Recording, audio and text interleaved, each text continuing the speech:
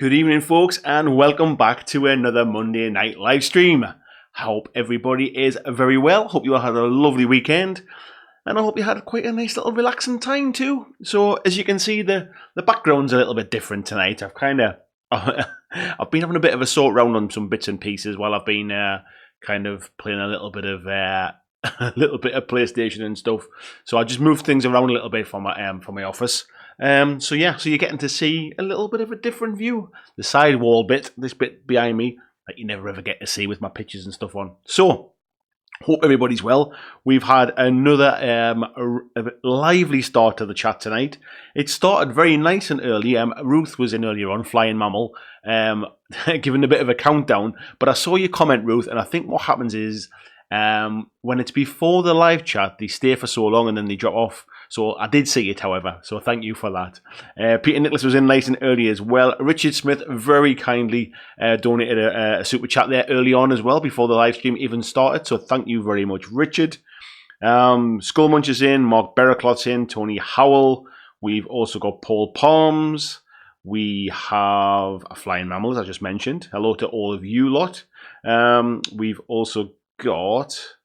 Further down, Paul McElroy is in, Claudio Schiffer's in as well, Tom D.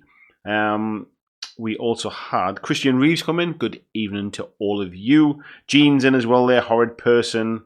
Steve Evans is in, Greg Cherry. Somebody, I've just missed somebody as well there somewhere, didn't I? Where was the name? I must have skipped over it.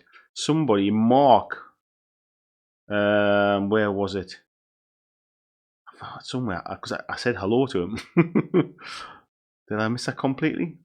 There it is, Mark Clough. Sorry, Mark. You somehow got tucked away there in the chat there. I knew you'd come in and said it was the first time he'd managed to catch a live stream, so hello to you, buddy. Did I miss anybody else? Carlos Schultz, I think I got down to. Al Krabby in as well. Robert Zunk making it as well for... he's missed a couple of live streams recently, but always catches up with them. Hello to you, Rob.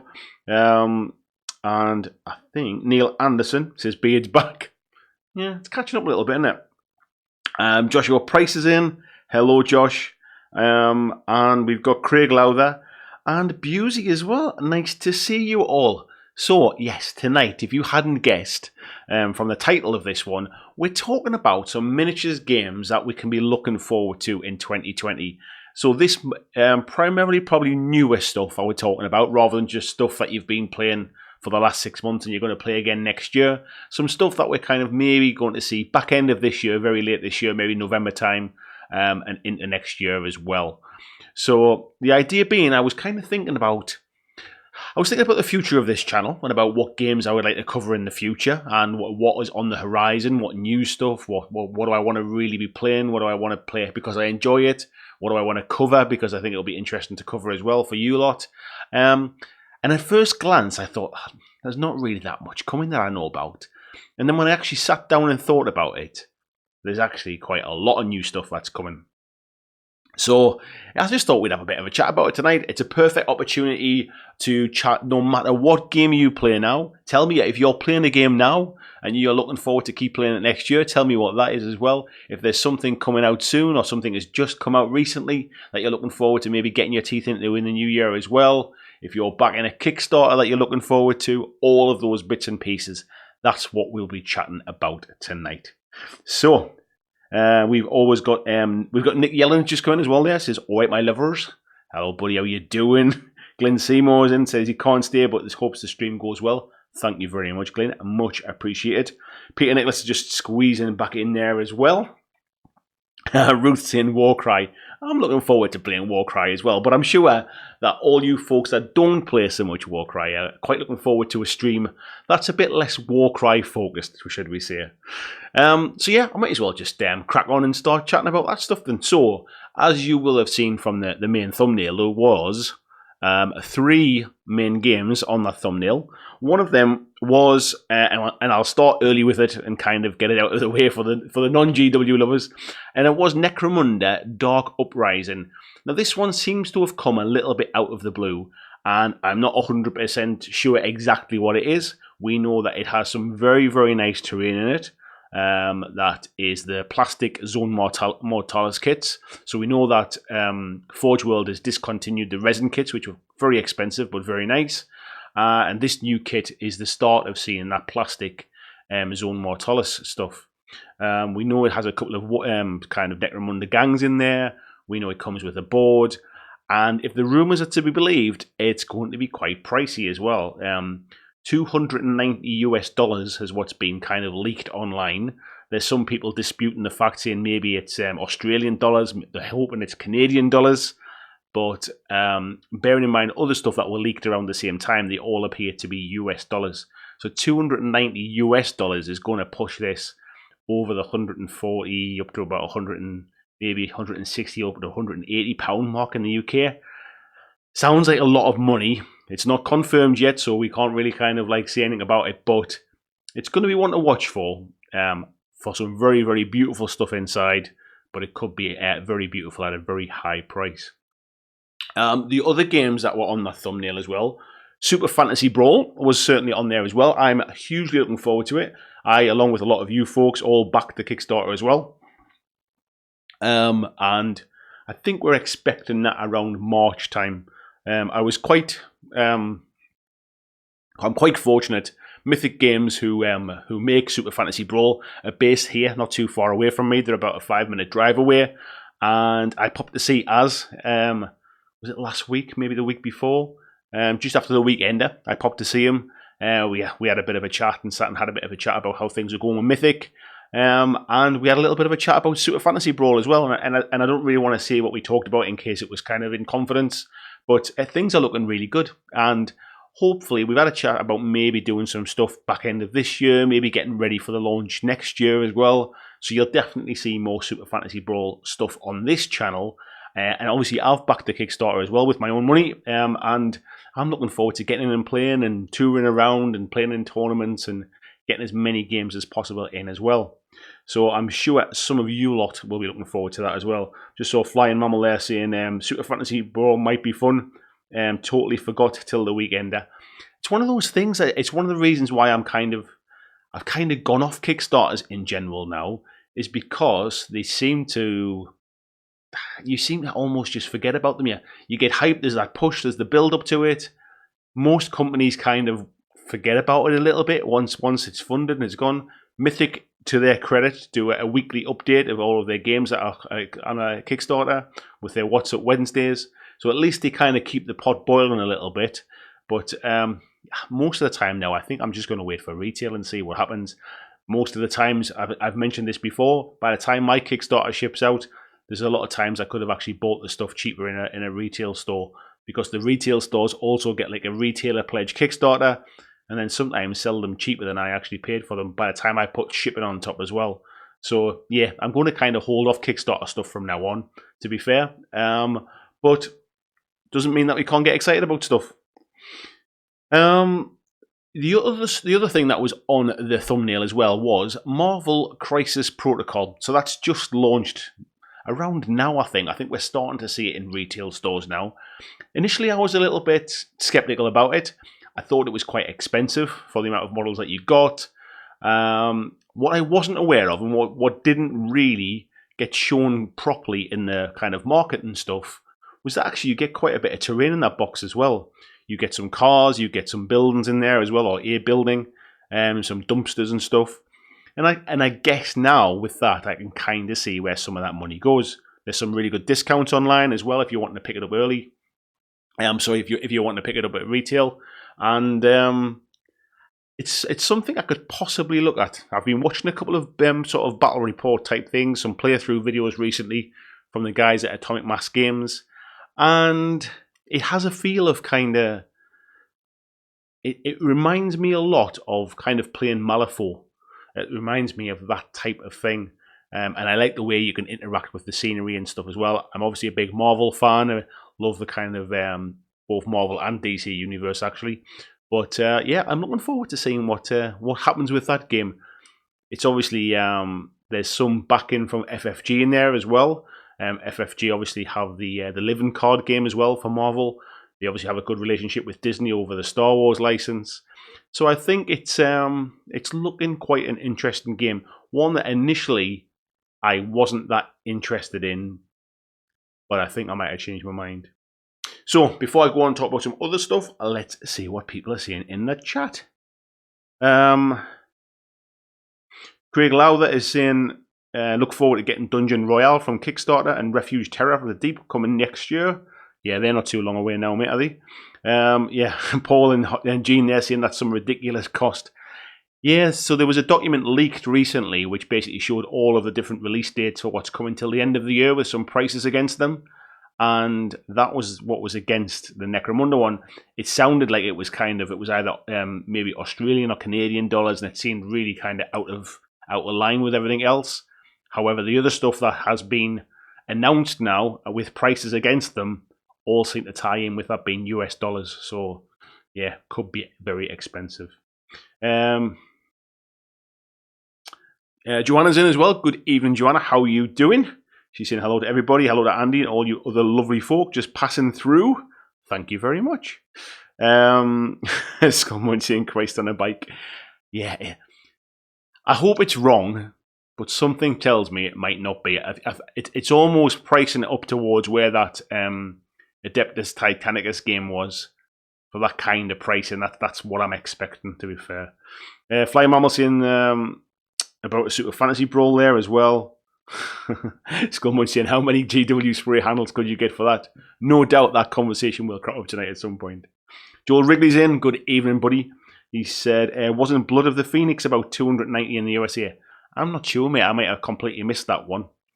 Skullmunch having a chat with Nick there about Aristea and the Infinite Universe, so want to keep your eye on. I'm assuming you mean the Defiance game, which is a dungeon crawler set in the Infinity Universe, which goes to Kickstarter tomorrow.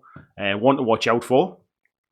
I did get offered a demo copy to be sent to me for that one, to do some videos for it, but the way things were, I was just being too busy with other bits and pieces. There was only so many demo copies to go around, so the idea was you basically got a demo copy, you did your filming, and then you had to send it on to the next person, and I couldn't kind of commit to having the time when it arrived to kind of make any content on it. So yeah, so I don't know a lot about that now, but yeah, it would have been nice to get a hold of it.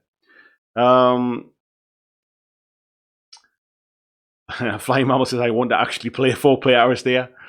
We could always play a 4-player Super Fantasy Brawl as well. Miniature Adventures is in, says, sorry I'm late, buddy. You don't need to apologise. It's awesome to have you here. Thank you very much. Where else we got? Busey saying Brexit's off until January, so you should keep the prices reasonable. I don't think it has any any bearing on the prices, to be fair. I think they just charge what they want anyway. Paul there is saying, good evening, by the way, Paul. He said, if Dark Uprising is 140 quid, I doubt I'll buy it. That's way too expensive. I think it could be even more than that, mate, if I'm honest. Greg saying, $79 for Marvell isn't bad at all. It's quite expensive in the UK, buddy. I think it's about 80 or 90. Is it as much as, I think it's about 80 or 90 pound in the UK, but there's some pretty good discounts online that bring that down to about 65. And at 65, I don't think it's too bad. I just think at £90 it felt a lot, but I didn't realise at that point that you got terrain in there as well. The one thing I don't like about it is they haven't included the rule book, which is a bit like what FFG do. However, they have a getting started guide inside that box, which is like 2 pages shorter than the actual online rule book. So I'd rather they would have just put the rule book actually in the box and said that kind of, check online for latest updates or whatever. So it's a bit of a shame they didn't go to that kind of trouble, really. Where are we at? Paul saying, when box games start going over £140, it's too much for me, mate. To be honest, buddy, it's too much. I think maybe it's part of that new ploy. So a question that's just cropped up recently on my Facebook group was about, I forget what it was called, but the new GW box set that went on sale at the weekend and how it sold out really quickly. Now, I do wonder at what point they start pushing the prices a bit to make more from the limited amount of supply they've got. There will still be people buy them. There'll be people buy them to sell on and probably get stuck with those boxes at that stage. But it does make me think, are they starting to try and push the boundaries of what will the market take? Maybe they're trying to test the water a little bit on that one. Who knows? Gene Sin thinks support would be better than Star Wars armies. They can release a few models rather than dumping out whole forces. I trust them more with managing skirmish distribution. I think, yeah, I mean, I'm assuming that they're quite closely linked, FFG, with Atomic Mass Games. I did hear the full story about it. I don't really want to go into it here, because I think there was a little bit of sour feeling about how Atomic Mass Games came about. However, yeah, focusing on those kind of like single models, if you like, or 2 or 3 models, is going to be a little bit easier than trying to sort of mass sculpt kind of factions for Star Wars, as they initially had some issues. Sean saying there, he'd also like to get back into Warhammer Underworlds next year. Yeah, the new Beastgrave stuff really feels like it's kind of it's ironed out a lot of the kind of the kinks and some of the issues from that original Underworlds one, the Shadespire set. So yeah, it's definitely worth jumping back into now, mate. Greg Cherry said he heard somewhere a document was from Spain, hence December as somewhere said document was from Spain, hence December. I wonder if we're still talking about the Necromunda Uprising thing.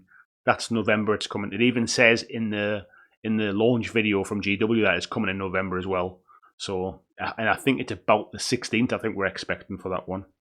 Blizzaz is in as well. Good evening. Nice to see you here. Just jumped off my screen there. Paul saying, when you look at the recent price of Blood of the Phoenix, I think we may be seeing a GW price escalation. Yeah, it wouldn't surprise me if they're kind of testing the market a little bit. Peter saying, I'm so behind with this year's releases. What shall I do next year? You should do whatever you want to do, buddy. This is just good to have something to have a natter about. Paul saying the Beastgrave models are great. Michael Marines is in. Hello, buddy. How are you doing? He's got no doubt about the quality of the new Necro box, but at some point that high rumoured price will turn away a new player. I'm not sure who it's aimed at that price. If you're on the fence about Necromunda, a high price box set might not be the way to get you involved. I think this is going to appeal to existing Necromunda players. It's going to appeal to people who have enough disposable income that the money's not a problem. And it's going to appeal to people who probably were considering picking up Zone Mortalis Forge World stuff before it was taken away. So, yeah, who knows, eh? Who knows? A bit of chat going on there. Tiberius is in as well. Hello, buddy. How you doing? Marcus Sunborn's in as well. Here, almost missed this. Well, you're here now, buddy, so thank you very much. Joel's just saying he just checked Blood of the Phoenix is actually only $230 US. Was really interested in the Dark Uprising box. So Blood of the Phoenix, $230 US. What's that in British pounds on the GW website? Nothing to do with the exchange rate, because they've got a completely different mathematical equation for that. Joel's saying going to be north of 140, then no chance. Yeah, I think 140 might even be being conservative. It could be more than that. Where are we at? Where we at? Let's just jump to the top of my screen. Nick saying 4-player Aristeia is entirely doable. You just need to reduce the Aristeia each player has. Yeah, that would work, wouldn't it? Marcus is saying he's managed to build and magnetize his Warcry terrain since last Monday, and it works great on a metal sheet. I need to see some pictures of that, buddy. Make sure you put some pictures in the Facebook group. Anybody that isn't a member of the Facebook group, check out the descriptions of any one of my videos. Right at the bottom of the description, you'll see a link to the Facebook group. So it'd be cool to share some pictures in there. Sean saying, have I been able to play Beastgrave yet? I've had 2 games of it so far, buddy. You won't be able to see them now with the screen moved around, but my warband, my one warband that's painted is over there. The other warband I haven't done yet. But yeah, I've had a couple of games of it just using the stuff that's in the box. And the rule book feels really well laid out now. They've really understood now about how a competitive card game works, which was pretty new to GW when Shadespire came out. And I think they really understand the importance of clearing up rules and having really clear keywords and that kind of stuff. it works really well, mate. Where are we at? Tiberius is saying GW limited edition stuff is never actually limited. Anything that's plastic always comes out again. Not true, mate. Not as in the box sets that come out. And when I say limited edition, I don't mean that they market it as limited edition. It's just that there are a limited amount and then they don't go back and reprint them. Such as Kill Team starter box, such as Warcry starter box. They won't go back and re-release them as a starter box. They'll make so many. The same they've just done, I forget what it's called now, but whatever the thing was this weekend, they've made that many of those and then that's it. Once they're sold, they're sold. And I wonder whether they're trying to make... We know for a fact that they're maxed out with production at the moment. They've had planning permission eventually granted to build a new production line in a new unit. So that's going to come at some point. So they've been trying to get that through, I think, planning permission for a couple of years now. So we know they're maxed out. So what do you do when your lines are absolutely full and you're selling everything you make? You put your prices up, and maybe that's what they're doing at the minute.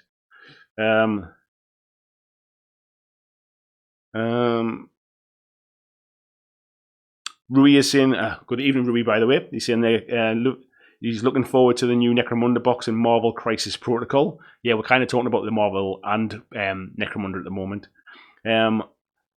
Tiberius says, remember Space Hulk 3rd was a one-time only release and it came out 3 more times since. Yeah, but I wouldn't include them in the current stuff that we're talking about now. I think that's a very different situation, and those things did come back later down the line. The stuff we're talking about now doesn't come back in the same form, if you like. You sometimes can buy it separate. Like if you look at now Warcry, everything that's in the starter box will be available separately, but you won't be able to buy it as a starter box at that reduced price. Marcus is saying to Paul there, at the same time I really like to build it in a nice fixed terrain board. Yeah, it does look nice terrain, mind. Scoremon says, probably on my own here, but looking forward to Blood-Borne to arrive. I never paid much attention to Blood-Borne, mate. Did you? Was it a Kickstarter that you backed? Why is there? I'm complaining now because there's so much chat that it keeps moving and jumping off the top of my screen. Where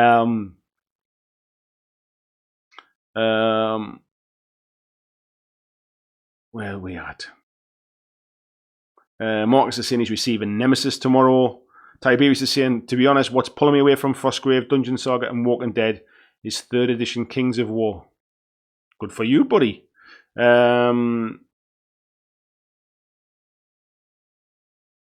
Greg saying, yeah, it's listed as DIC in the document. I'm sure the one I saw was listed as November the 14th, I think. And that was either the pre-order or... but I think that somebody had wrote the wrong dates in, so it would have been the 16th. I think the 14th was a Thursday or something. But yeah, definitely says November in their online video. Miniature Adventure says, the price of GW and having a family have moved me towards things like Frostgrave, where I don't have to worry about keeping up to date with models and box sets. I think this is probably a topic for another Monday when we talk about GW specifically, and I don't want to make this a GW one tonight, but I'm not that sure. I think some people have it wrong. You don't need to keep up with what they're releasing. So the stuff that came out this weekend that everybody's up in arms about not being able to pre-order when they wanted it is optional. It's not new rules. It's not an entire army. It's not the only place you'll be able to buy that army. Like sort of eventually, I would imagine, if you play AOS or you play Warcry or whatever it is, and you don't play either of those armies, there's no need to buy it. Don't worry about it selling out. So, if you've never played Necromunda, you have no intention of ever playing Necromunda, doesn't matter how much this box set costs. So I think people seem to get a bit hung up with it. Oh, it's GW, everything's so fast, you can't keep up. But I'm not sure that's always the case. But that's for another Monday night anyway.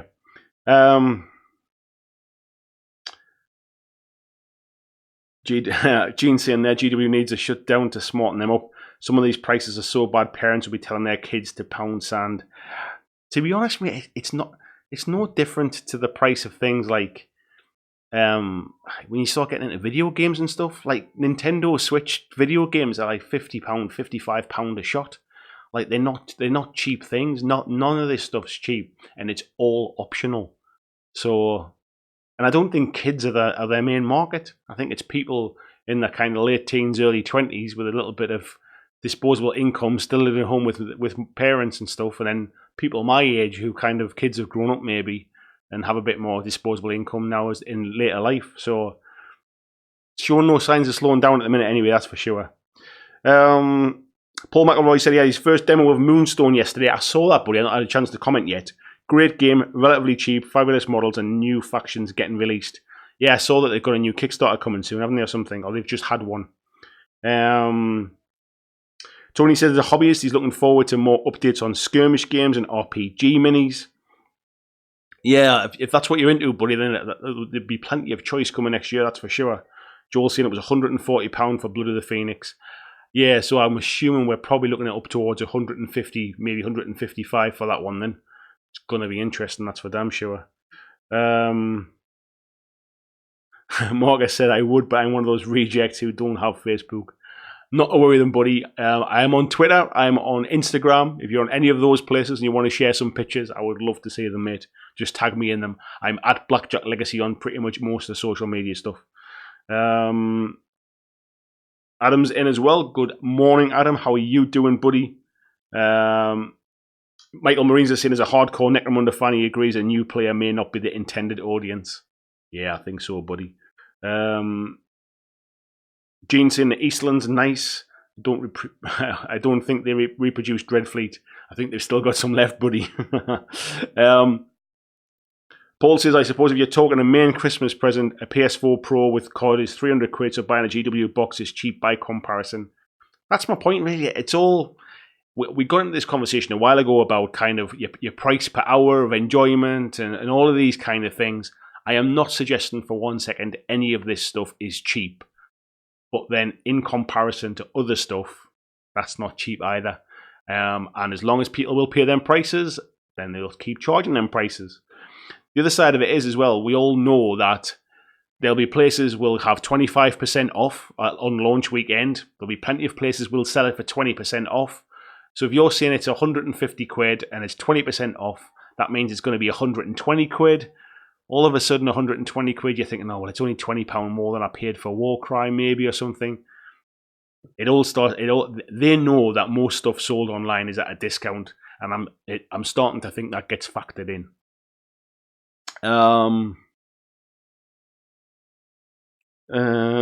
Where are we up to? Marcus is saying, Warcry to me is perfect for my hobby needs.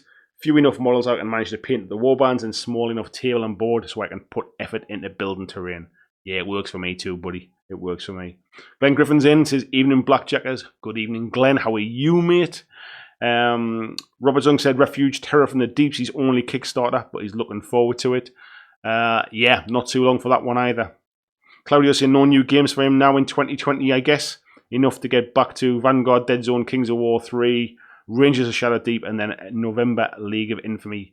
Yeah, I wouldn't be expecting that to ship in November, mate. I know he said it does, but by the time it'll run late, it's going to probably be 21 for that one, I think. Timothy Olacon's in. It says, the Filed Ruins assembly video. Yeah, it's half filmed, mate. I've had about 5 minutes spare to actually get it finished, but if you're desperate to know anything, drop me a message and I'll send you a text document of what the video does, okay? Scoman's just saying, Blood-Borne was a Kickstarter due to arrive in May, but I'm with you and not doing Kickstarters anymore. Yeah, I don't feel the need to get caught up and pay over the odds for like an extra couple of miniatures that may or may not be exclusive. Where are we at? People having a bit of chat between themselves. Marcus is there saying, I get some pictures showing the terrain defying gravity for next Monday stream, I promise. Thank you, Marcus. Yeah, so some more games coming to look forward to, maybe back end of this year, early next year as well. So Michael Adshed in the Facebook group was talking today. He is quite keen on something that I've always kind of had a bit of an eye on as well, but it's coming back for a 3rd edition next year, and that is Dystopian Wars. Now I remember some time ago when it was with Spartan Games, it was a game I always kind of had my eye on. I loved the detail on those small kind of steam powered ships. It always looked like a fun game. It was one of the first games I seem to remember that had those exploding six mechanics that we see in quite a few games now. And it's now being picked up by Warcradle. They are rewriting the rule set and improving on it. And it's due to launch at some point next year. And it currently has an open beta of the rules that you can download for free. And obviously all of the ships and stuff are still available because the game was in production before. And it's a game I wouldn't mind giving a try to be fair. I've never really played any naval combat games. I like the aesthetic of it. I like what Warcradle are doing by trying to tie together all the different universes of this dystopian age. So they have Wild West Exodus and they also have Dystopian Wars, which all are going to be set within the same universe, be it scattered around different parts of the world. And they also have, if I can remember the name of it, Michael did mention it in his thing there. If I can find it again, because it just jumped off. It was called Lost World Exodus, which is a compatible spin-off to Wild West Exodus set in Antarctica and a tropical lost world. Certainly makes me think of Drowned Earth kind of aesthetic type thing. But I don't know much more about it other than it's a bit of a spin-off from Wild West Exodus. Now, Wild West Exodus is also a game that I have always kept an eye on. The rules were in a lot of flux.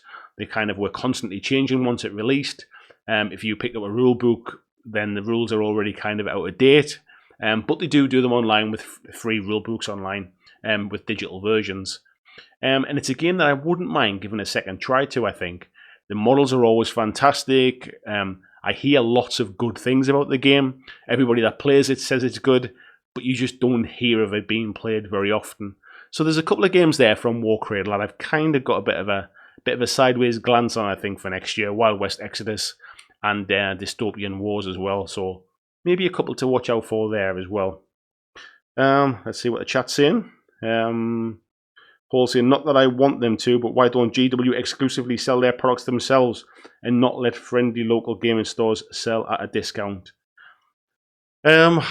Because in most regions, they don't have the retail stores, mate. They need those retail stores, and I think if they stopped retailers from selling their stuff, then retailers would very happily sell other stuff instead, and the stuff becomes difficult to get to. Nobody gets any discounts on it, and you'll probably find that the whole process would just fall down. But yeah, we're starting to get into economics chat now.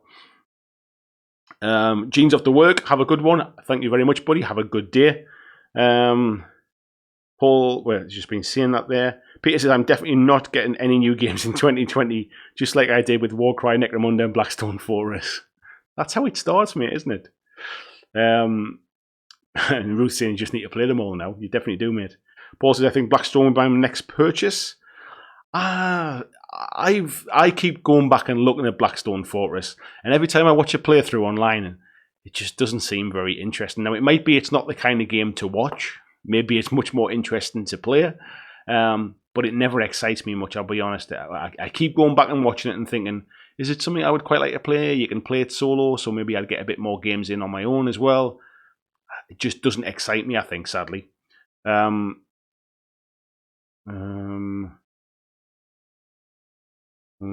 saying, you think maybe... people are having a chat there. Red Rose Wargaming says, even all missed the start of the stream. Hello, Red Rose Wargaming, and I look forward to catching up with you in December as well at Warhammer World.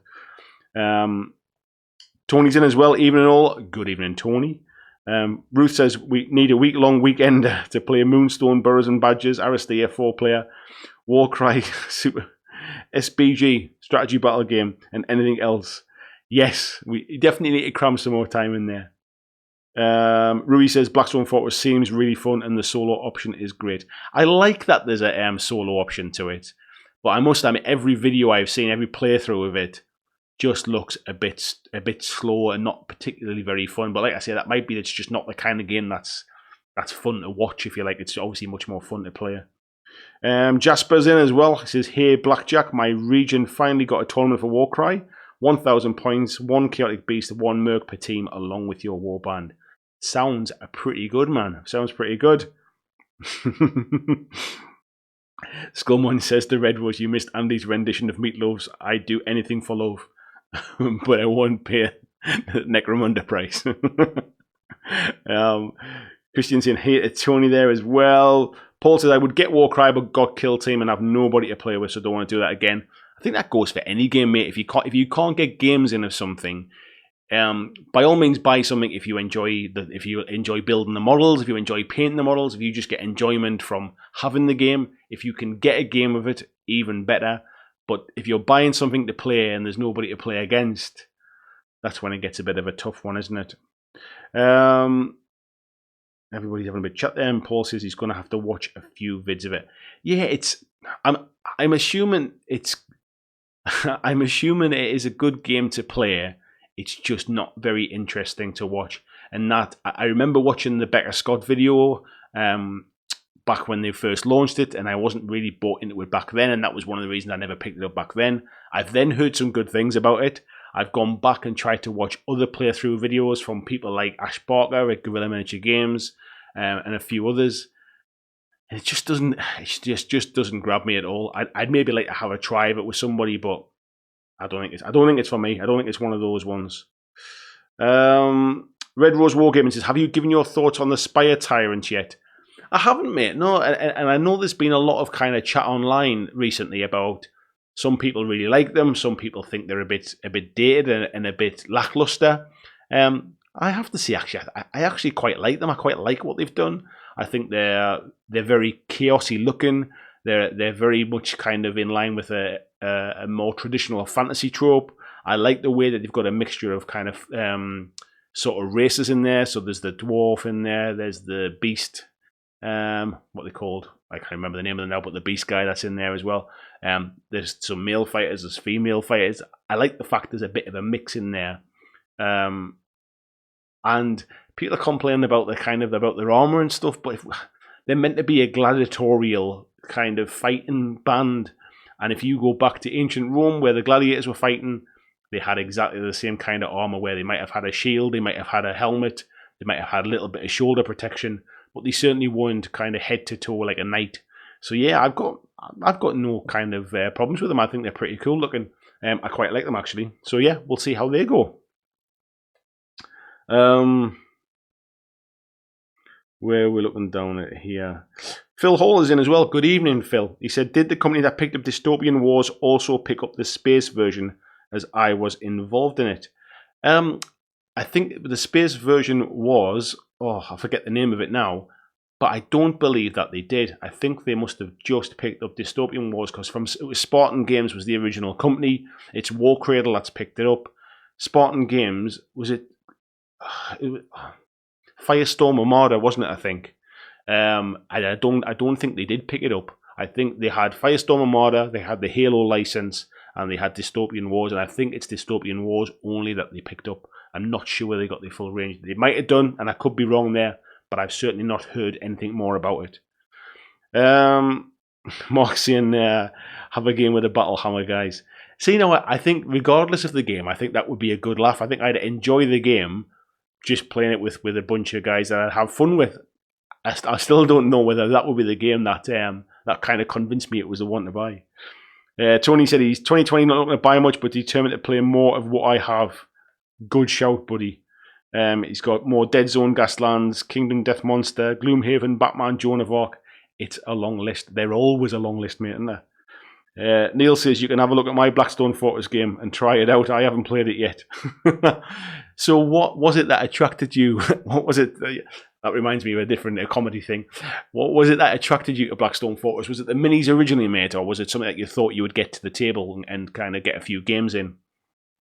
And if you ever want to break it open, mate, give us a shout and I'll come and try it with you. Mark's in as well from Dice Tales.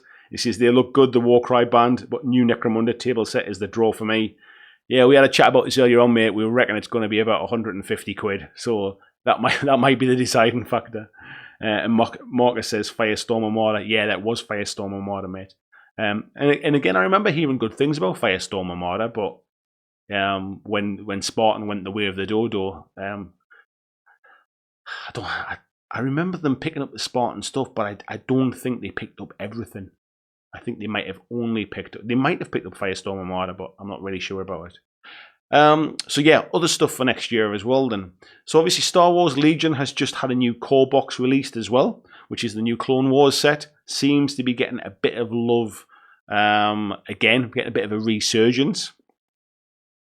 So it'll be interesting to see what happens with that as well, because one of the things that put me off Legion when I first bought into it myself was that everything that came out was just a variation on a white stormtrooper or a camouflage rebel type thing. It took quite some time to get a bit more kind of character into those two armies, if you like. So I've got the core set, it's all painted up, I love playing the game. I just didn't really fancy painting more and more white troopers, if you like, or more and more camo soldiers. So now that the Clone Wars kit's out, brings in some new factions, starts to mix it up a little bit. I could be tempted to dip my toe back into it at some point as well. Maybe add something to what I already have, especially with some of the newer stuff that's come out for Star Wars Legion. But again, it's a game that you don't hear a lot about now, but the people that play it absolutely love it. And there's lots of games like that, really. Where are we up to in the chat here? Marcus is saying he was close to getting into both Firestorm Armada and Firestorm Planetfall. Then Spartan went down. Was Firestorm Planetfall like a bigger version of that, was it? I remember hearing the name of it, but I don't know a lot about the game. And he's saying it looked clean and easy. Peter Nicholas says, what was it attracted you to the millionaire Paul Daniels? That was the joke I was thinking of, mate. That was exactly the one. Glad we're on the same wavelength, mate. Yeah, Paul's just saying the same thing there as well. Marcus is saying, I went kind of heavy into Drop Fleet Commander, though, and also didn't pan out very well. So Drop Fleet Commander and Drop Zone Commander are still a thing. So Hawk War Games, who originally had that, are now part of the TT Combat family, and so the games are still supported. I still got Drop Zone Commander as well, like in a box, hardly ever touched. I had a few games of it when it first came out and stuff, and that, again, not a bad game, quite enjoyed it, which is not something I could see me kind of playing all the time, to be fair. And Marcus is saying Planet 4 was the ground combat game. Oh, yeah, I definitely haven't heard of that one then. Red Rose Wargames says, have you played Black Seas? We've had about 4 players pick it up last week. Is it Black Sails, mate, is it? So, I tell you what's put me off Black Sails is that I picked up Cruel Seas, or it might be Black Seas in that case, and I picked up Cruel Seas from Warlord, and it wasn't very good. I didn't enjoy the game, if I'm honest. And so this feels like it's more of the same. I'm not really into that era of those kind of the old sails and rigging ships. So yeah, it's not really for me, mate, I don't think. And Phil saying Planet 4 was Firestorm, but on Planet, yeah. Tiberius says TT Combat of Tor Gaming's Relics. That was a gorgeous game. I remember hearing a lot about Relics. When I was first started going to a gaming group many years ago, I think somebody in our gaming group was one of the play testers for that. So I remember hearing about it. But yeah, this Tor were the first company that seemed to kind of sort of go under. And then within a matter of weeks from there, that was when Hawk War Games got pulled into TT Combat as well. It was when Wild West Exodus got pulled into Warcradle Studios. Then Warcradle picked up we've just been talking about Dystopian Wars and stuff. Yeah, plenty of stuff like that seemed to happen quite quickly. Yeah, and TT Combat also have the Carnivale game as well. And I think there's something else that they've just picked up. Do they have some... is it them or is it Warcradle that have some Mythos game now as well? There's so much going on. Neil said, always keen to further the narrative in the 40k universe, some cool characters to paint. Yeah, I remember there being some nice models in that set. And Marcus is saying, TT took over Drop Fleet in many ways. An amazing game. Superb minis and intriguing setting. It's good to see these games don't go kind of completely out. I mean, there's a lot of money being invested in sculpting and getting molds made and rules writing. It's good to see that if the companies don't manage for whatever reason to run them as a successful business, somebody comes in and maybe picks up the bits that kind of pick the bones out of it, I guess. Crony29 as well, good evening to you. Says, looking forward to 9th edition 40k in 2020. Is that a thing? Have we heard that rumour? Because there's a couple of people told me that recently. Do we really think we're going to see a 9th edition come out? Is there much needs changing at this stage? I'm not close enough to 40k to know that. He said, didn't enjoy 8th. Too many games were decided by who went first. And I guess that answers the question. Marcus is saying it needs some streamlining and that'll never happen. I think these things tend to happen with those kind of games, especially when I think was it Dave Lewis who ran Hulk War Games, and he pretty much did the thing on his own, to be fair.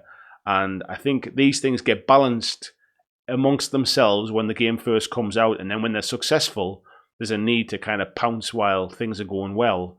And I think sometimes the new stuff doesn't get the chance to get play tested to the same level, and rules get kind of convoluted and get stretched out and stuff. Yeah, it's a bit of a shame. Nick's in, I know it's not a new game, but looking forward to Team Yankee version 2.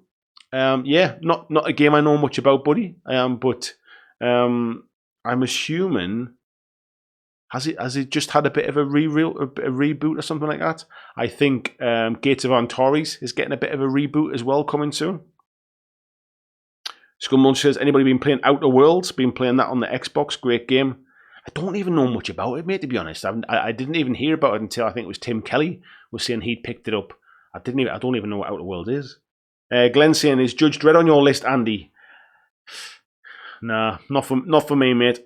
Judge Dredd was a game I was really into when I was it was a universe I was really into when I was younger. It was probably the first ever comic books I ever picked up, because I used to get them given to me by my cousin. So Judge Dredd always kind of holds a special place.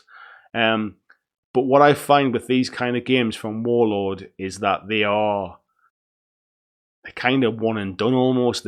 I don't see the long-term support. It's a game that if it's supported over a longer period of time, maybe I'll go back and look at it a second time. But if I think about what happened with Strontium Dog, sort of Doctor Who stuff, it feels like there's a little bit of a kind of, I don't want to say a cash grab because that's certainly not the case, but I feel like there's a like let's hit it, get it out there, and then kind of move on a little bit. If I see what they've done with Blood Red Skies, they've supported that a lot better, and I like the way they've supported Blood Red Skies. I want to see what the plans are for Judge Dredd before I would spend any money on it. Where are we at? Paul saying, I've got Tanks, the Modern Age box, the Panther and the Sherman to get stuck into, not touched it yet. That's a really good game, the Tanks games. Really cheap entry point. The miniatures are the ones from Battlefront for, what's it called again? Flames of War. So it can be used in that game as well. And yeah, it's kind of like X-Wing with tanks. It's pretty cool.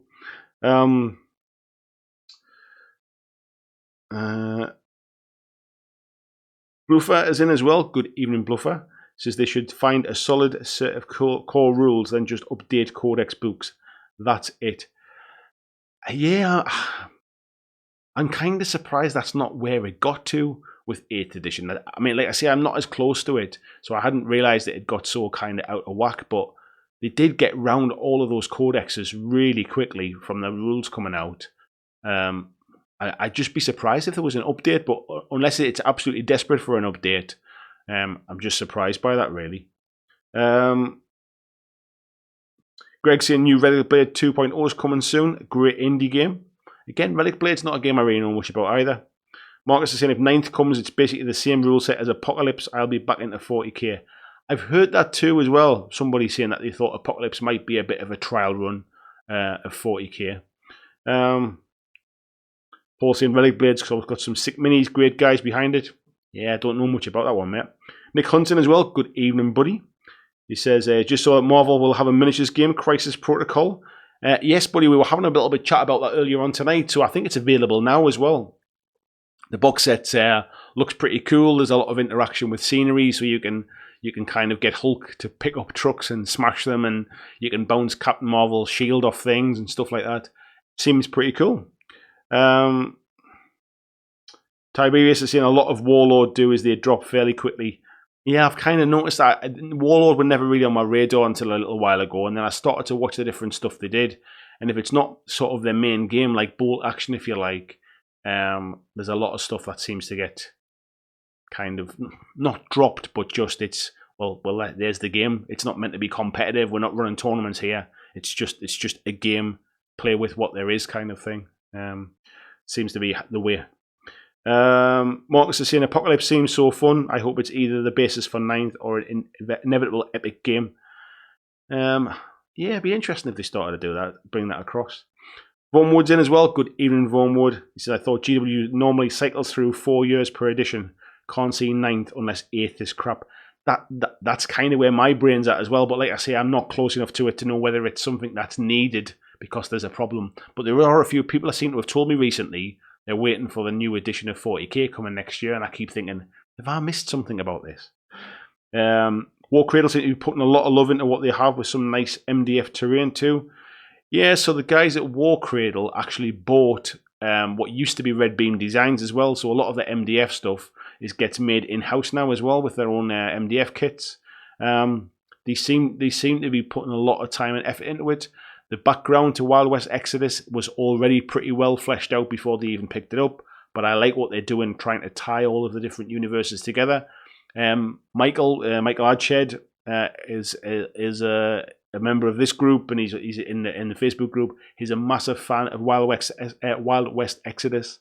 So yeah, I feel like I owe it to give it a second try. Really, I kind of had a couple of demos of it when it was first new, but the rules kept moving because they hadn't really settled on them, and I kind of just said, "Oh, I'm not interested until it settles down a little bit." Maybe it's at that stage now, so maybe it is worth a second try.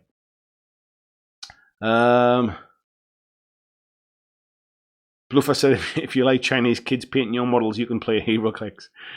To be fair, it's better than me having non-painted ones, but HeroClix has never been a game I've ever had any interest in, to be fair. Yeah, I'm not keen on the quality of those either. Tiberius is saying, by the way, this is actually the second win for Dread, or third if you include when it was Mongoose. Yeah, I know it's been around a couple of times before as well. Mongoose Publishing was it not Mongoose that used to do the comic books anyway? But yeah, it's been around a little while. Julian Angus is in as well. Good evening, Julian. Said, good listening to you, BlackJack, about all things coming out soon while I sit and paint my Marauder Orcs and Goblins, which I'm using for AOS. Very nice, Julian. Yeah, I just thought tonight we'll just have a bit of a ramble, really. It's just a chance for anybody to talk about any game, really, that they've maybe got a bit of an eye on, or they've maybe invested into a Kickstarter and they're waiting for it to ship. It's just nice to talk about some different stuff and just to understand that this is one big, huge hobby, and we all have different games that we play, but we all come at them for the same reason. We might love painting, we might love collecting, we might love gaming, we might love just being part of the community. But just because we don't all play the same games doesn't mean that we don't all share the same kind of hobby. Excuse me. One would say, I'm looking forward to see what happens with Mythos game.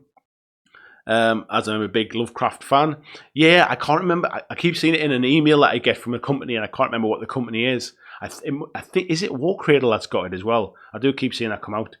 James Mason's in. Good evening, James. He said, have you seen the pic of the new Necromunda terrain? Yeah, we chatted about that earlier on, buddy, as well. Looks absolutely beautiful. Rumours are it's very expensive.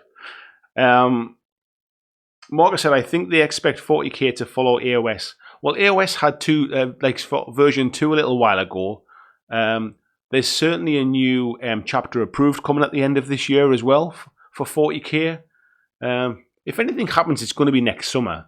But I'd be really surprised if it's that quick. I mean, it's been 2 years. Will it be 2 years in June? Or has it been 2 years in June? I forget now. Where are we at? Mark said, AOS got a new edition after 2, or was it 3 years? Though it's hardly a new edition. I think the difference with AOS was a brand new game when it got the first edition, and they had no points costs.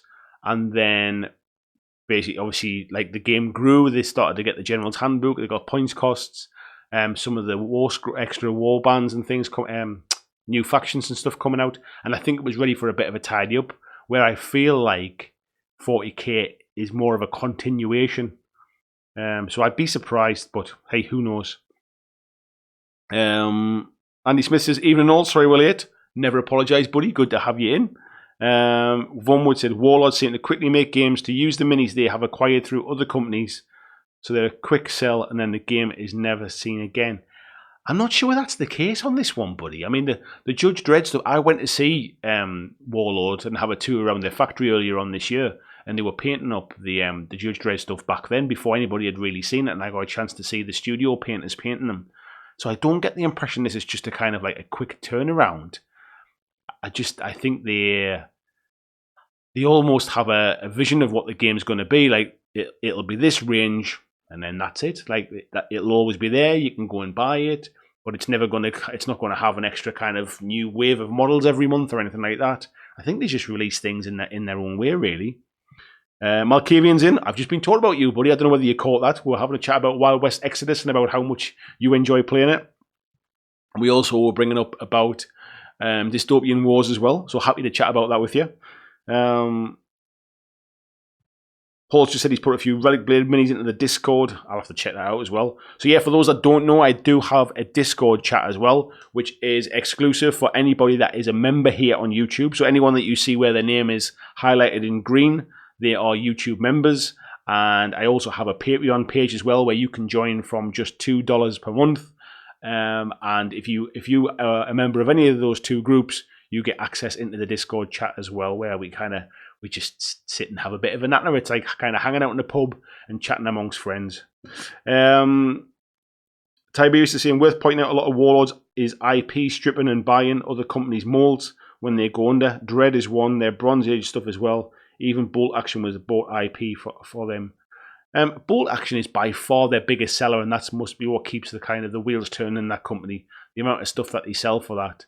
The other stuff, things like Cruel Seas, things like Black Seas, things like Blood Red Skies, they're all new games. I don't think they've really bought anybody out for those ones.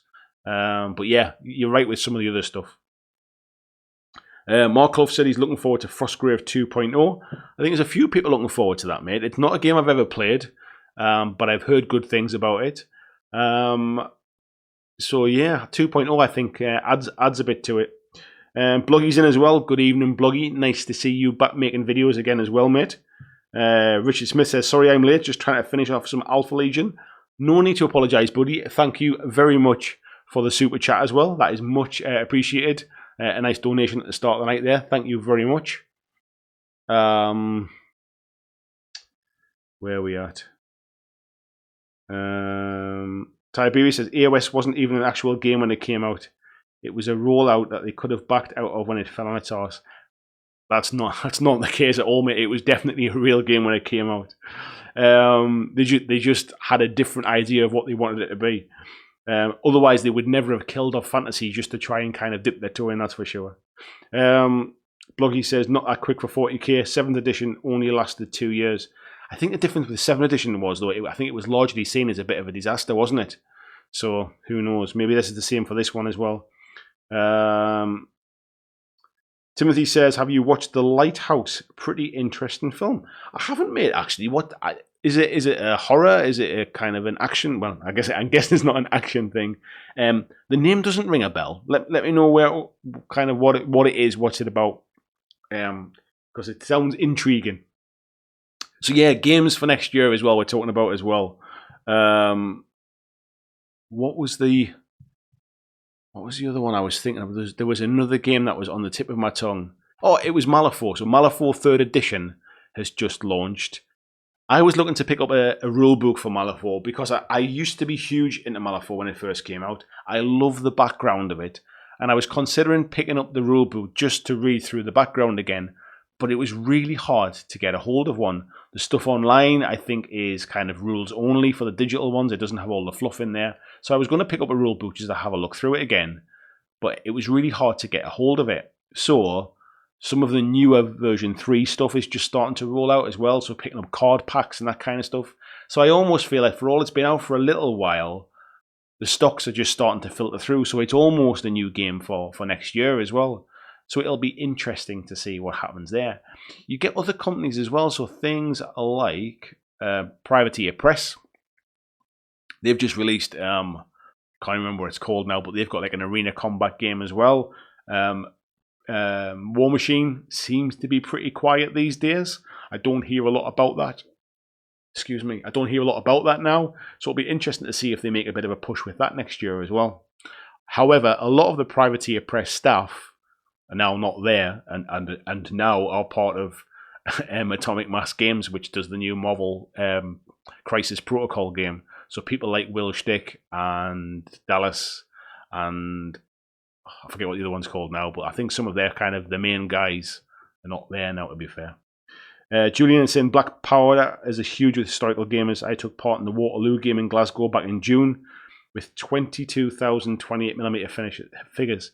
I think Bolt Action is at least kind of 50 to 60% of their stuff. I think Black Powder is probably the next closest one. And then after that, there's a mixture of other bits and pieces. I think they kind of got caught out by how popular Blood Red Skies was. I don't think they were quite ready for that. And Cruel Seas, I think, caught them out as well. I don't think they could keep up with demand for Cruel Seas when it first came out. But yeah, the rule set for that isn't the best, to be fair. Bloggy says 7th edition was dubbed 6.5 in my gaming group. Michael Marine says definitely excited for anything new for Frostgrave, one of the systems where I'll buy any supplements they release. Every book adds something new, an option to the game. I hear a lot of good things about Frostgrave. People saying that Frostgrave is kind of it's Warcry but better, but because it's Frostgrave, nobody really kind of picks it up. It doesn't get the same attention. What always put me off it in the past, and I've said this many, many times, I'm not a big fan of games that don't have a kind of dedicated miniatures line, because I don't like the idea of just random minis from all over the place. I quite like to buy into a game and be able to look at a catalogue online, if you like, and say, oh, well, I quite like this warband, I quite like this army, I quite like this faction, whatever it is. So I'm not really into these kind of mini agnostic games. And that was one of the things that always kind of put me off Frostgrave, if I'm honest. I know there are some miniatures available specifically for Frostgrave, and you can buy like sort of those sprues with all of the different attachments and things, the wizard's bits and pieces. But it's just not a game I've seen kind of played locally, really. I don't really see a lot of it played. So again, if I can't get a game of it, I'm probably unlikely to pick it up.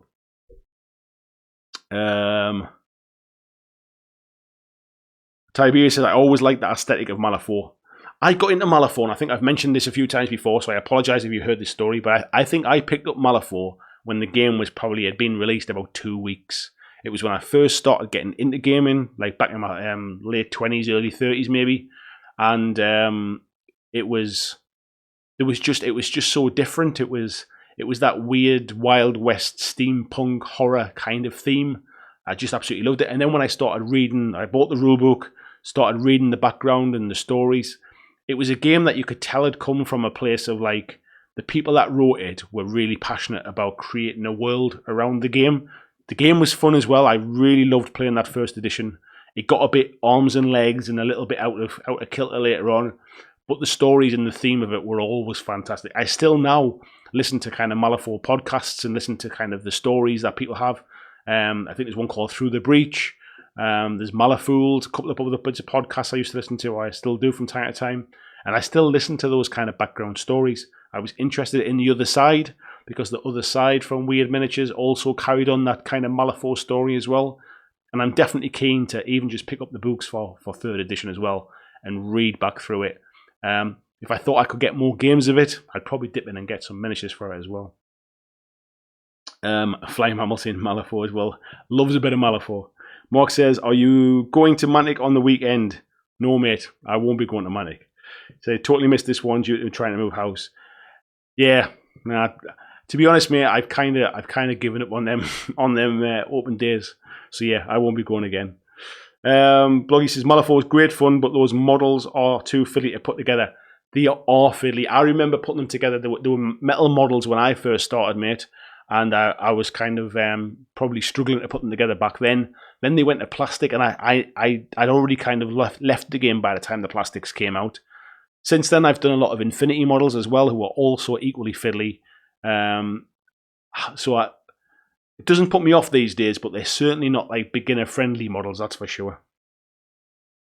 Tom Bullitt is in as well. Good evening, Tom. Says, anyone vaguely interested in Corvus Belly? They got a dungeon crawler Defiance on the way.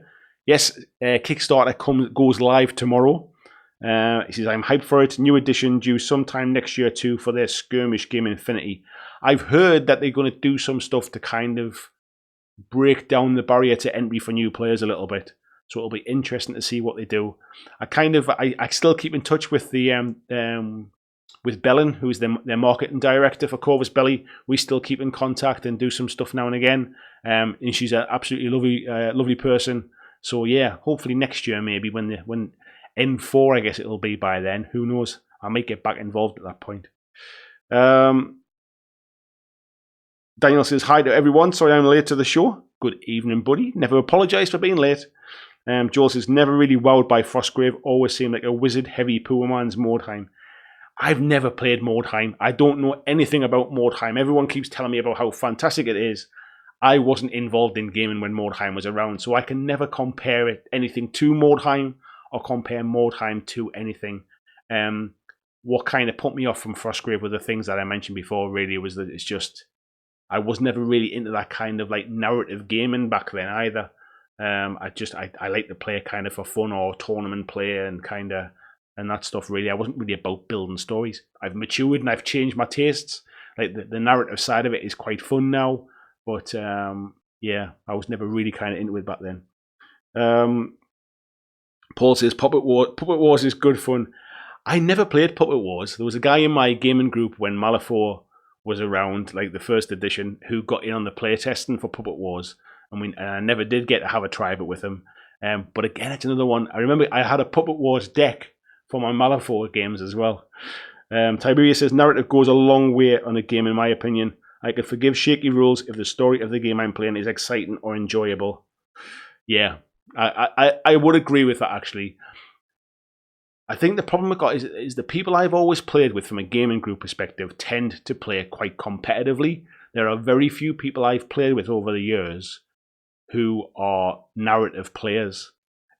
So things like Malifaux was different, and I think that's why I enjoyed it, because I played that with a bunch of people who I think were predominantly painters, really, and they played it because they wanted to paint those fantastic minis. And so I liked reading the stories and all that kind of stuff as well. However, most other games I've played, like War Machine and Hordes, have been predominantly kind of more competitive players. Daniel just received Carrion Empire. Did you find the last one that was ever kind of available, mate, or has it just been on a slow boat from China? Tony Howell says, only problem I have with Malifaux and other similar games is that they're difficult to know what to buy to get started as a casual, new to the game player. I would agree, buddy. One thing Weird Miniatures always suffered with was their website was terrible, and it wasn't obvious exactly what was what, or if you were trying to shop and look for minis, it wasn't really obvious which ones were with which factions and stuff. I think things have got a lot better, but back then it wasn't really clear to know exactly. They did kind of like faction boxes, which was a good kind of step into it, and they still do them now. So if you buy a faction box, you're on the right track. The trick comes is, well, what do I buy next? That's like the not obvious part, I think. Skullmunch said to Paul, you and Mama have very similar tastes in games and armies from those games. I think you're the same person from different dimensions. Tiberius is in the new Frostgrave supplements getting me hot. Dungeon Crawler. Dungeon Crawler? I didn't realise that, mate. Paul saying, GW make it easy to get into the game. Here's the box. Here's everything you need.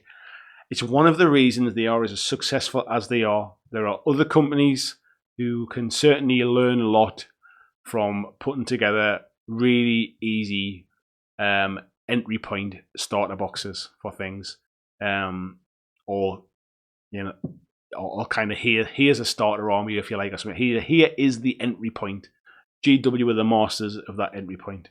Although there are some other companies who do a good job. I like the way Corvus Belly do a good job with Aristea.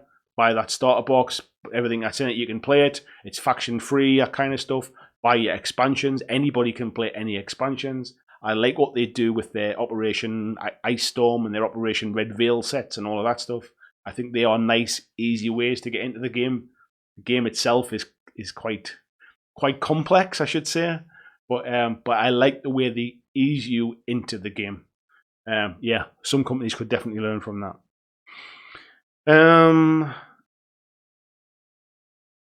Red Rose Wargaming says, you had any games at Aeronautica Imperialis? We've just about got the box set painted up, but not had a chance to get many games in yet. I keep flip-flopping on that one, mate. I decided not to get it when it was kind of up on pre-order because I thought I'll probably not play it much. Then later on, a couple of weeks later, I saw some minis in the flesh and realised they were bigger scale than I expected.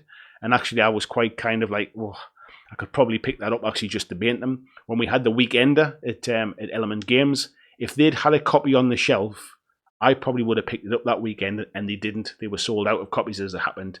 So I've never picked it up yet. I've not played it. I did watch the Ash Barker playthrough when he had the set early. I think it's something I'd like to give it a try, or maybe even just paint it up, just pick it up and paint it myself. So yeah, not played, mate, but I would quite like to, I think. Paul said, I've never pre-ordered anything in my life. Yeah, I've pre-ordered quite a lot of stuff. And Daniel said he just got it from Amazon for $150 US. I thought there wasn't many about, buddy. Peter says, only thing GW don't provide is the card reader built into the box to fund all the extra releases. They're all optional, buddy. You don't feel forced to buy anything. Tiberius is saying Frostgrave has solo rules. That's new though, isn't it? Because Frostgrave never used to have solo rules, did it? Daniel says the seller screwed up and put it on for cheap. Obviously didn't know what they had. Probably been lying under a bed or something for months. Murphy Bear says, enjoy your channel and live streams. Cheers from Seattle. Thank you very much, buddy. I much appreciate it. Really nice of you to say so, and thank you for tuning in. What I will say is I've had a bit of a busy time of late.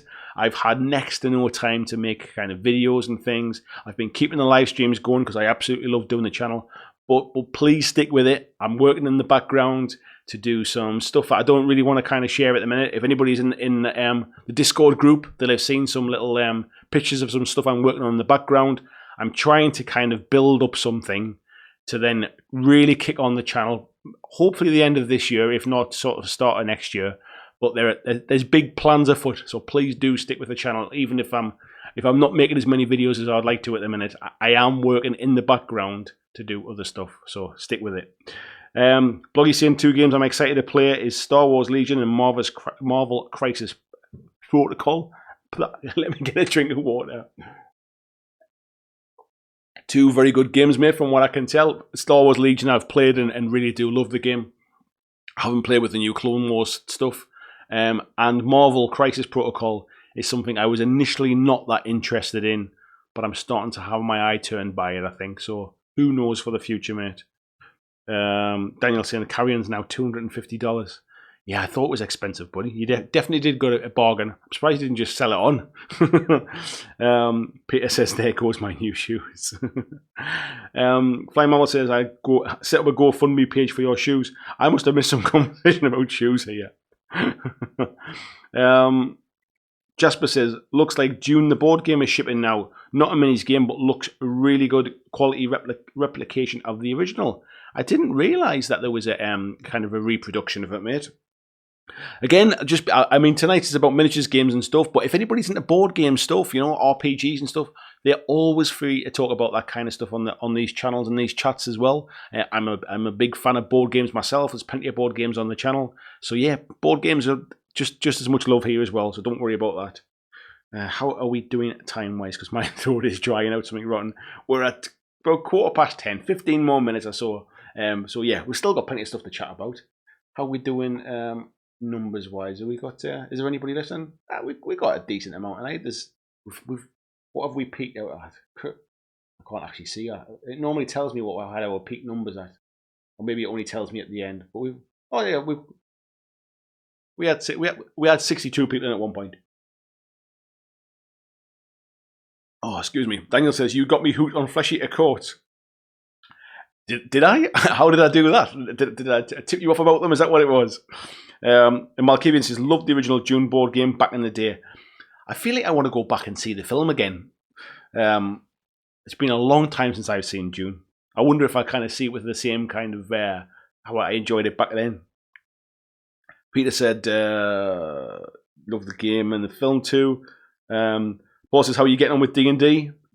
been reading the book, mate, to be fair. That's about it. I took it away with me when I was away with work not long ago, and sat and read it in my hotel on the night time as well. So I've kind of just been reading through it and trying to get my head around it. I think it's one of them things I definitely want to try and give a try to. I've been on Reddit and try to find any kind of sort of local groups, anybody doing one-shot stuff. So I'm kind of trying to pick myself around. I wouldn't mind doing like a one-shot adventure just to try it out. I've been watching a lot of streams and stuff like that. So, excuse me. Yeah, I'm still kind of gingerly dipping my toe in, should we say?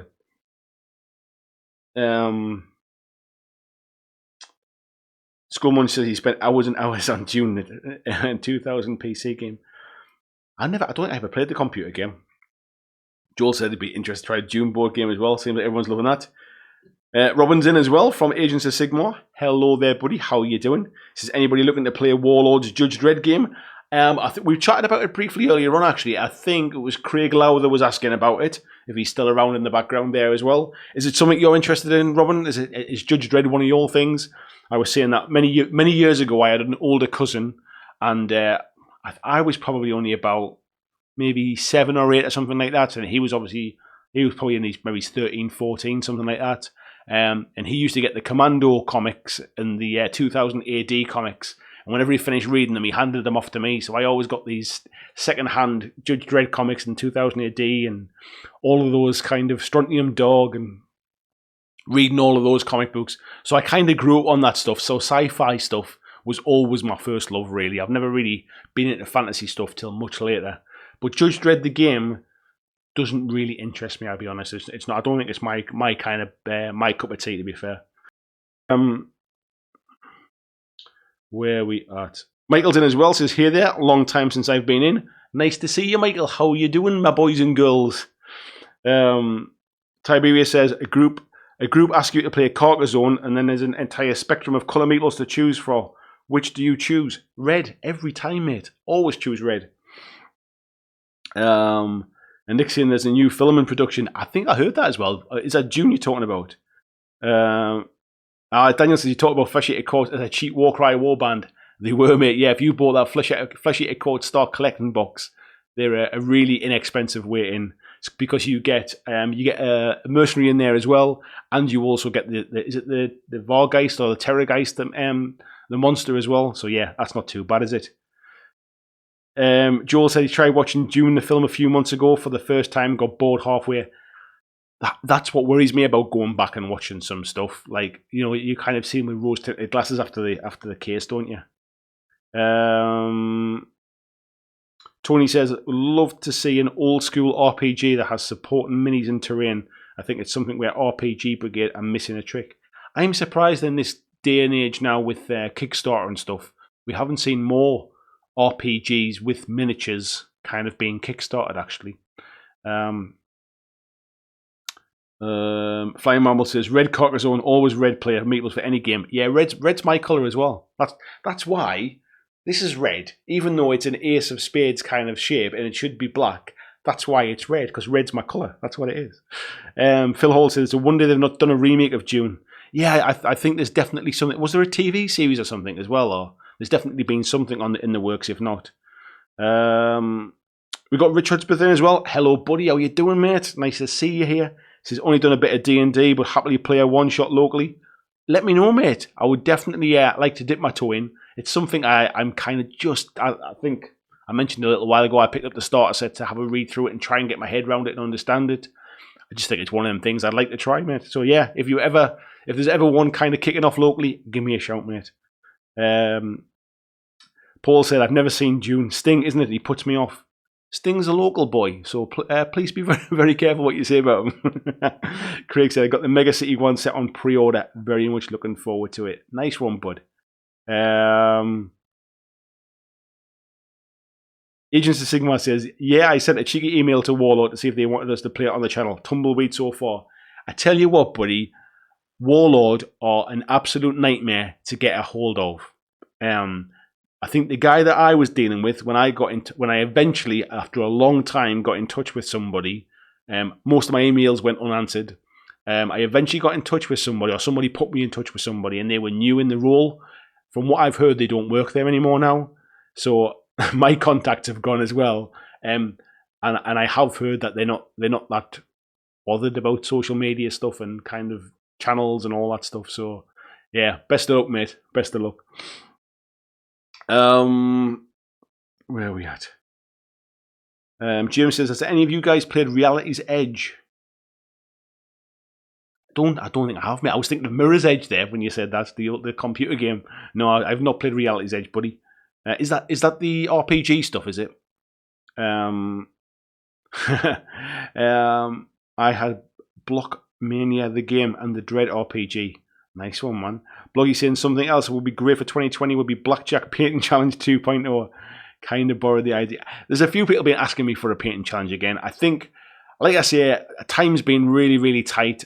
Like you all know, I do this on my own as well. There's only me does the channel. So when I'm trying to kind of do all the social media stuff, make sure the Patreons are looked after as well, who obviously sort of support me out of their own pockets and stuff. Make sure I'm kind of looking after that stuff. Make sure I'm trying to keep on top of the channel. Make sure I'm trying to do a day job and all these kind of things. Some things unfortunately fall by the wayside, and the painting challenge was one of those things. Hopefully, all the plans I'm doing in the background should enable me to focus on this kind of stuff, and maybe get some help as well in the future. So yeah, I'll try and get it back, Bloggy. Okay. Tiberius, sorry, Nick's off to bed. Good night, Nick. Thank you for dropping in, buddy. Tiberius is saying I bought some meeples on eBay just to paint them snakebite leather. Snakebite leather is a good colour. Red Rose Wargaming saying they are making a new Doom movie. Peter says I thought Sting was okay, better than his part in Quadrophenia. Yeah, he's not an actor. Let's be fair. Not a bad singer. Definitely not an actor. Joel said I like Quadrophenia. Quadrophenia is an awesome film. And Michael is saying there's some really good stuff in that Dune did right, like no sound in space, and it's setting a great scene for people. I think it's just it's a bit kind of, it's maybe a bit dated as a film by today's kind of special effects standards, and it's a very long film as well, I seem to remember. Paul says, by the way, I love Sting. Michael saying Sting's the best. I'm not even going to try and say that one. Floyd Ruther Hawken. Yeah, I can't say his name. Spoilers. Joel said, I think I'm going to have to give June another try. Tiberius is saying, to be honest, if it's a promo contact and not a customer contact, Paul Sawyer answers everything. Yeah, it's trying to get a hold of them in general is quite tough, mate, to be fair. Paul says painting is a challenge is enough for me already. Tony is saying, I had my first proper D&D session last night. It was so much fun. Haven't laughed so much in ages. So did you play with like a local group, mate? Or was it people that you'd not played with before? Were they completely new to it? Was everybody new? Was some people new? I'm assuming that the Dungeon Master or the GM was more experienced. Peter says, watching this challenge is enough. You know I don't mean it. Thanks, mate. Thought we were friends. James says, one of the books from Osprey Games for Sci-Fi Skirmish. What were we talking about here? I've lost my train of thought there, mate. Sorry, I don't know what that was written in relation to. Paul McElroy says, Quadrophenia had its 40th reunion this year. They're all on mobility scooters now. Yeah, Phil Daniels is in it, isn't he? And Phil Daniels plays a really good part in it. It's definitely a film of its time, and it's kind of there. But it's aged well because it was a period piece, if you like. Yeah, what a good film. What we just do that? Yeah, something just happened there. James Tiberius Wallace pledged to $2. I think that means you've just joined the Patreon group, mate, doesn't it? Thank you very much, because it doesn't come up on this screen. I've just saw something ping up at the corner of my eye there.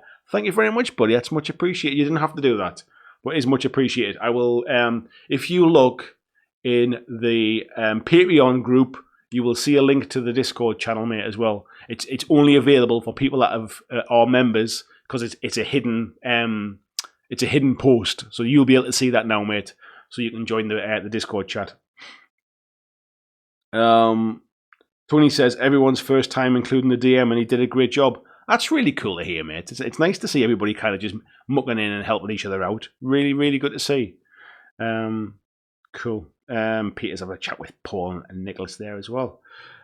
with Paul McElroy rather. So we're kind of getting towards the last 5 or 6 minutes now.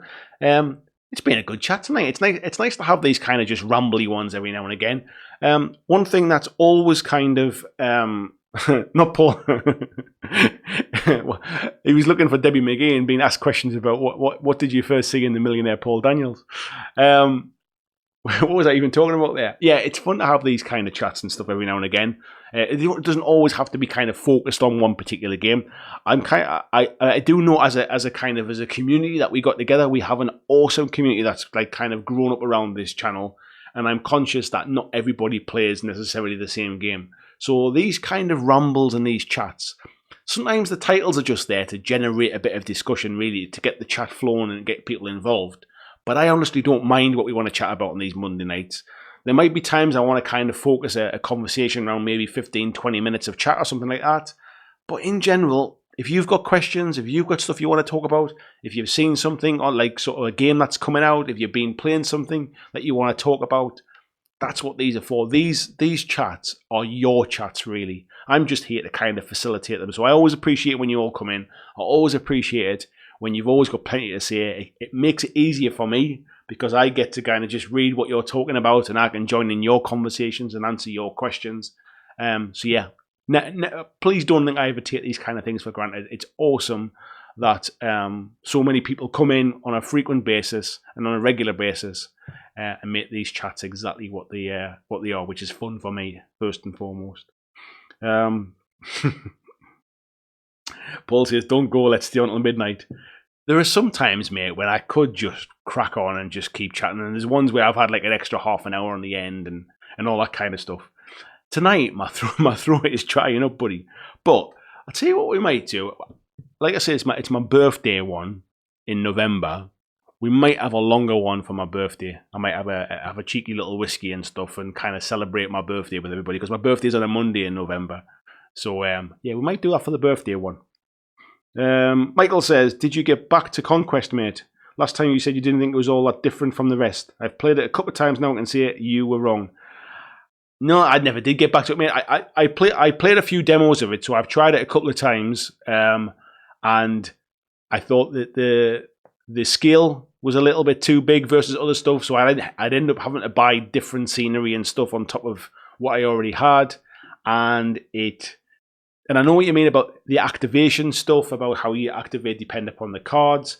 I didn't like the way that you had to roll under stuff rather than over stuff. That felt like it was just for the sake of being a bit different. But to be fair, I've only had demos, and maybe it's changed a little bit since I had the demos. But I'm glad you're enjoying it, buddy. Just because it wasn't for me doesn't mean it's not for anybody else. So yeah, I'm glad you're enjoying it, man. I know you were pulling a lot of stuff together for it. Tiberius says, "On D&D's been in a game for 3 years and never used the book. You genuinely don't need it." And he said, "There's a thing called D&D Beyond which automates level ups like a video game based on your selections, which is the stressful hard bit." Yeah, I think it's just something I would love to give a try to, mate, to be fair. Paul says, "What I've learned is that there's not much in 2020 I'm fussed about." Let's fast forward to 2021. That's cool though, mate. It means you're interested more in what you've got, which is good. It means you spent the money on the right stuff. Tony's chatting to Christian there as well. Tony says, "Yeah." I don't know what that year is for. Claudio's saying, "League of Infamy got its first stretch goal." Yeah, it's not for me, mate. It's a hard pass for me on that one. It's not a game that I feel the need to buy that. Vaughn Wood said, "What's everyone else's opinions on the army painting that wet palette over the Everlasting one?" I saw there was a bit of something was coming out, but I have not seen it to have an opinion on it, to be fair. I'm not that fussed on wet palettes, if I'm honest. I've kind of just got used to not using them. Flying Mammal says, "Who we're playing games with soon?" That's my question. You need to organise it, Roof, if that's the case. Steve Evans saying, "Fighting Fantasy Night." Oh, I'm not sure. If I'm going to have a couple of drinks, mate, I'm not sure I'll be ready for that one. Busey, thank you very much for the donation, buddy. Much appreciated. Again, not needed, but I really do appreciate it. Thank you very much, man. Yeah, for anybody that wonders where that money goes, it all goes back into the channel. So anything from the donations here, from the from the Patreon donations, they all go back into the channel. At some point in the future, I want to be able to kind of move away from my day job and do this as a part-time gig. Hopefully at some point that monthly sort of amount of donations and Patreon and AdSense and kind of t-shirt sales and all those things will add up to a point where it's a part-time wage and I can start to do this full-time. But until then, everything goes back into the channel. So thank you very much, buddy. And Paul says, good night. All great chat as always. See you in the Discord for the uncut chat. Too hot for TV. Thanks, man. Flying Marvel saying, night. Thanks for the night. Have a good week. Tiberius says, I'm due a round of new tools and painting stuff. Every Christmas I go for new Raj stuff. Not sure about that prime and stick. Yeah, it's an interesting one. Let's just say I'm sure it'll sell well. And everyone's just saying, have a good night and have a good week. So I think that's time to call it a night. Thank you, everybody, for joining the chat tonight. Much appreciated, folks. I'm kind of halfway through filming a few bits and pieces where I've had some time to kind of snatch some bits. Hopefully, I can get something done this week for you all. And I am working on a load of stuff in the background that the folks at the Discord chat will already know about. But yeah, we'll crack on, and we will see you all in next Monday's Monday night live stream. And enjoy your Halloween, whatever you're doing. So see you all next week.